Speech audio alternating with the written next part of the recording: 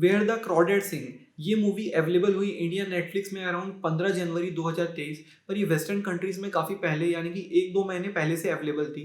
और मैंने इस बेसिस पे इस मूवी को स्ट्रीम करने का डिसाइड किया क्योंकि इसके बारे में मैंने काफ़ी बज़ सुन रखा था काफ़ी सारी फेसबुक ग्रुप्स में।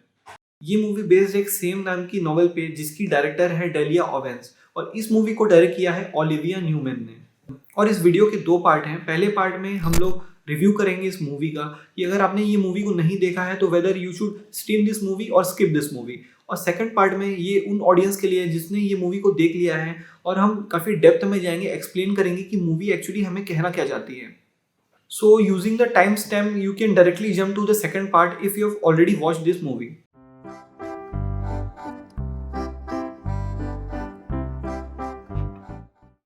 मुझे पर्सनली ये मूवी काफ़ी अच्छी लगी, पर इसका अगर हम लोग डिस्क्रिप्शन पढ़ते हैं नेटफ्लिक्स पे तो हमको ऐसा लगता है कि ये एक मर्डर मिस्ट्री है। और स्पेशली अगर आप फर्स्ट 10 मिनट मूवी की देखेंगे तो आपको ऐसा लगने लगेगा कि एक मर्डर मिस्ट्री है, कॉमन मर्डर मिस्ट्री। पर ये मर्डर मिस्ट्री तो बिल्कुल भी नहीं है। और नेटफ्लिक्स को काफ़ी अपने डिस्क्रिप्शन को सुधारना चाहिए, ऑडियंस को ये बताना चाहिए कि किस टाइप की ये मूवी है। मर्डर मिस्ट्री जो इस मूवी की मेन थीम है उसको हाईलाइट करने का काम करती है। इस मूवी में हमें दिखाते हैं काया, जो कि अपने सोसाइटी में जानी जाती है मार्च गर्ल के नाम से, और जिसको सोसाइटी ने बिल्कुल बिल्कुल साइडलाइन कर दिया है, डिस्कार्ड कर दिया है। जिसकी जस्ट अपोजिट है चेस एंड्रयूज, जिसका मर्डर हो जाता है और जिसके इल्ज़ाम जो है काया के ऊपर में लगता है, यानी कि मार्च गर्ल के ऊपर में लगता है। तो इस सिचुएशन से वो कोप अप कैसे करती है और इस सिचुएशन तक पहली बात वो पहुंची कैसे। तो इन दोनों के बीच की जो लड़ाई है, जो कॉन्फ्लिक्ट है, उसको वो इस मूवी का मेन स्टोरी है। इस मूवी में 2 मेन थीम दिखाई गई है। पहली थीम है प्रेडेटर वर्सेस प्रे और सेकंड थीम है solitude. So let's first analyse first theme of the movie which is predator versus prey. इस मूवी में दिखाया गया है काया, मार्च गर्ल, जो कि प्रे को सिग्निफाई करती है। अपनी लाइफ में वो बहुत सारे प्रेडेटर्स को एनकाउंटर करती है और उनसे वो कैसे कोप अप करती है, ये इस मूवी का मेन थीम है। जैसे बचपन में हमको काया का लाइफ दिखाया गया है, फर्स्ट प्रेडेटर उसकी लाइफ का होते हैं उनके फादर, और कैसे उनसे कोप अप करती है, कैसे वो लर्न करती है कि प्रेडेटर से कैसे डील किया जाए, ये इस मूवी का मेन थीम है। और फाइनली एक अल्टीमेट उनको दिखाते हैं चेस एंड्रयूज, जो कि अल्टीमेट प्रेडेटर है इस मूवी का, और काया कैसे उससे कोप अप करती है, कैसे उससे डील करती है, ये इस मूवी का मेन थीम है। सेकंड थीम इस मूवी का है सॉलिट्यूड।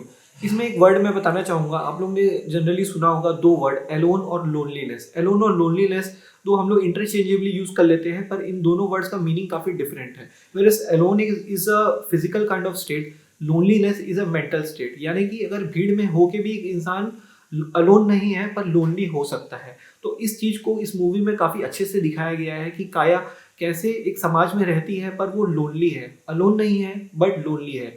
इसलिए वो चूज़ करती है सॉलिट्यूड को। सॉलिट्यूड का मतलब होता है एक ऐसा सिचुएशन जिसमें आदमी अपने साथ ही खुश होता है, हैप्पी होता है। तो वो कैसे सॉलिट्यूड की तरफ आगे बढ़ती है क्योंकि वो एक सोसाइटी में लोनली है। इस मूवी का सेकंड थीम ये है। सो ओवरऑल अगर रिव्यू इस मूवी का मैं देता हूँ तो अगर आप सुपरफिशियल वॉचर हैं या आप डिस्क्रिप्शन पढ़ के इस मूवी को देखने के लिए जा रहे हैं, तो उस केस में क्योंकि आप सुपरफिशियली देख रहे हैं और आप एक थ्रिल चाह रहे हैं, तो ये थ्रिल प्रोवाइड करने वाली मूवी नहीं है। ये एक सिम्बॉलिक मूवी है, हिडन मूवी है, और ये ऐसी मूवी है कि जिसको आप सेकंड टाइम देखेंगे तो आपको ये मूवी और भी अच्छी लगेगी। तो अगर आप एक सुपरफिशियल और थ्रिल लविंग पर्सन है तो आप इस मूवी को स्किप कर सकते हैं। But if you are like me, जिनको मूवी एक सेंसिबल, एक डीप मीनिंग वाली मूवी पसंद है, तो आप इस मूवी को देख सकते हैं। तो यहाँ से इस वीडियो का सेकंड पार्ट शुरू होता है जिसमें हम एक्सप्लेन करेंगे और स्पॉइलर भी होंगे ऑब्वियसली कि इस मूवी का हिडन मीनिंग क्या है, सिंबॉलिज्म कैसे इस मूवी में यूज़ किया गया है। So let's start. So let's discuss 2 themes in the movie. First theme is predator versus prey, और इस मूवी में काया को हमको एज अ प्रे दिखाया गया है, और उसका सिंबॉलिज्म जो मूवी में यूज़ किया गया है, बहुत सारे सीन्स में आपको देखने को मिलेगा कि काया बुशेस में हाइड करती है, झाड़ियों के पीछे छुप जाती है। ये एक सिंबॉलिक रिप्रेजेंटेशन है कि काया इस मूवी में प्रे का रोल प्ले कर रही है। फर्स्ट प्रेडेटर जो काया की लाइफ में आते हैं वो हैं उनके फादर, और काया उनसे बचने के लिए एज अ प्रे ये एक तरीका इवॉल्व करती है कि उनको हाइड किया जाए, उनसे बात ना किया जाए, उनके साइड से दूर रहा जाए। इस तरीके से फर्स्ट वो अपने फादर को कोप अप करने का ट्राई करती है। Then Ted comes into Kaya's life with a breather.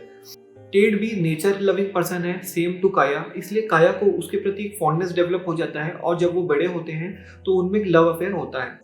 In the mean time काया की लाइफ में प्रेडेटर वर्सेस प्रे वाली सिचुएशन बनी रहती है। सोशल सर्विसेज के या फिर जो डेवलपर्स हैं वो काया के हाउस के पीछे पड़े होते हैं, तो वो प्रेडेटर वाली सिचुएशन उसकी लाइफ में बनी होती है और धीरे धीरे इन द मीन टाइम उसका इवोल्यूशन होता रहता है कि कैसे वो इन प्रेडेटर से डील करती है।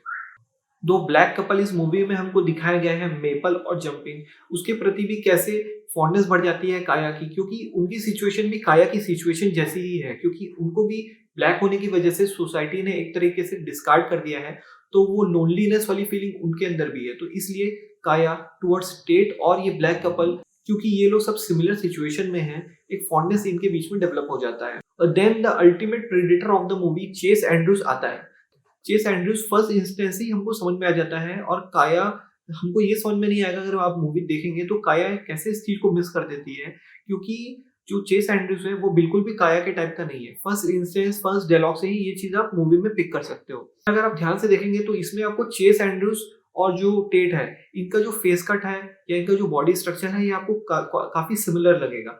और मेरे ख्याल से इस मूवी में ये सिंबॉलिक रिप्रेजेंटेशन है कि कैसे जो प्रे है नेचर में, जिससे काया लर्न करती है, उसमें कैसे प्रे फॉल कर देता है प्रेडेटर्स के लिए, क्योंकि प्रेडेटर का अपीयरेंस जो है वो सिमिलर है, वो उनके साथ में फॉन्डनेस एक डेवलप कर लेती है चेस के साथ में। पर Chase is the ultimate predator of the movie. Chase Kya को ऐसे डील करता है जैसे काया ने कभी अपने लाइफ में पहले डील नहीं किया था और कभी इमेजिन में नहीं किया था। इसलिए काया को एक अल्टीमेट एक मोटिव परस्यू करती है काया कि कैसे इस प्रेडेटर से डील किया जाए। और अगेन वो नेचर से ही लर्न करती है कि कैसे इस सिचुएशन को नेचर में प्रे यूज़ करते हैं। और ये डाइनिंग सीन जिसमें काया एग्जाम्पल के लिए यूज़ करती है और बताती है कि nature is not cruel, it's just life wanting to thrive. ये जो सीन है इस मूवी का काफ़ी ब्यूटीफुली डिपिक्ट करता है कि काया का क्या माइंडसेट है और काया आगे क्या करने वाली है। सेकंड थीम इस मूवी में हमको जो दिखाया गया है वो है सॉलिट्यूड। यहाँ मैं दो वर्ड आपको बताना चाहूँगा जो कि मैंने first part of the video में भी बताया है, अलोन और लोनलीनेस। ये दोनों वर्ड हम लोग इंटरचेंजेबली यूज़ करते हैं, पर इन दोनों वर्ड का मीनिंग काफ़ी अलग है। Where alone is a physical state, अगर आप अकेले हैं, अगर आपके साथ में कोई नहीं है, that is alone. Lonely is a mental state, एक भीड़ में एक इंसान होके भी लोनली हो सकता है। और काया की जो सिचुएशन है इस मूवी में ऐसी है, क्योंकि सोसाइटी में रह के भी वो लोनली है। दो not being alone she is lonely, और इसीलिए उसको बाकी जो ब्लैक कपल है उनसे भी फॉन्डनेस डेवलप होती है, क्योंकि दे आर ऑल्सो लोनली। इसके अगेंस्ट एक वर्ड होता है सॉलिट्यूड, जिसका मतलब होता है कि आप अपनी ही कंपनी को एंजॉय करें। काया क्योंकि लोनली है, उसका ये इंटरेस्ट डेवलप होता है सॉलिट्यूड की तरफ, और सॉलिट्यूड वो खोजती है नेचर में। नेचर में वो अपने लाइफ के सारे क्वेश्चंस का आंसर्स खोजती है। ये लाइन जिसमें वो कहती है कि in all search of biology I would search why a mother would leave her offspring. काया अपनी लाइफ का जो मेन क्वेश्चन है, जो एक उसका मेन अल्टीमेट होली ग्रेल है लाइफ के प्रति, कि ऐसा क्यों हुआ कि उसके बचपन में उसकी माँ ने उसको छोड़ दिया जानते हुए भी, इस क्वेश्चन का आंसर वो अपने पूरे लाइफ खोजती रही। और इसी का क्वेश्चन का आंसर वो नेचर में भी कोशिश करती है कि वो खोजे। This is the ultimate question for काया। और इस जेल सीन में भी हम देखते हैं कि काया कैसे कहती है कि मुझे डेथ सेंटेंस मंजूर है पर मैं जेल नहीं काट सकती, मैं यहाँ रह नहीं सकती, क्योंकि काया के लिए वो लोनलीनेस का एक अल्टीमेट एग्जाम्पल है, एक हाईलाइटेड इवेंट है। क्योंकि काया नेचर में ही रही है, उस जेल में उन लोगों के बीच में नहीं रह सकती। उससे बेटर वो प्रेफर करेगी कि वो डेड हो, यानी कि उसे डेथ सेंटेंस हो जाए। So these two are the main theme shown in the movie. Overall इस मूवी में इन दोनों थीम को बहुत अच्छे तरीके से दिखाया गया है। और जैसे मैंने इस वीडियो की स्टार्टिंग में भी बोला था, ये मूवी वन टाइम वॉच नहीं है, ये मूवी एटलीस्ट 2 टाइम वॉच है। तब आपको हिडन मीनिंग, सिम्बोलिज्म और बहुत सारे सिम्बोलिज्म है जिसको हमने इस वीडियो में डिस्कस भी नहीं किया है, कि टेट का काया को एक वो फेदर देना, इस सारी चीज़ों का भी काफ़ी डीप एक सिंबॉलिक मीनिंग है। और मुझे लगता है कि नॉवेल का बहुत एक अच्छा अडाप्टेशन है। बहुत सारी मूवीज़ होती हैं जो नॉवेल के बेस पे बनती है पर सुपरफिशियल लेवल पे ही बन के रह जाती हैं, पर इस मूवी में काफ़ी अडाप्टेशन किया गया है। एक सेंस है, ऐसा लगता है कि हम एक नॉवेल ही पढ़ रहे हैं। तो उस हिसाब से मूवी काफ़ी अच्छी है और एटलीस्ट 2 टाइम देखने लायक तो डेफिनेटली है। So thanks for watching my review. अगर आपको लगता है और अगर आपने इस नॉवेल को पढ़ा है तो कमेंट बॉक्स में आपको बताइए कि अगर मैंने किसी चीज़ को मिस किया हो, और सजेस्ट करिए कि अगर किसी और दूसरी का मूवी हिडन मीनिंग या एक्सप्लेन्ड सीरीज आप देखना चाहेंगे। Thanks for watching and do subscribe and like to my channel, because channel में अभी काफ़ी चैनल मेरा नया है और आप लोगों के सपोर्ट की काफ़ी ज़रूरत है। Thanks for watching.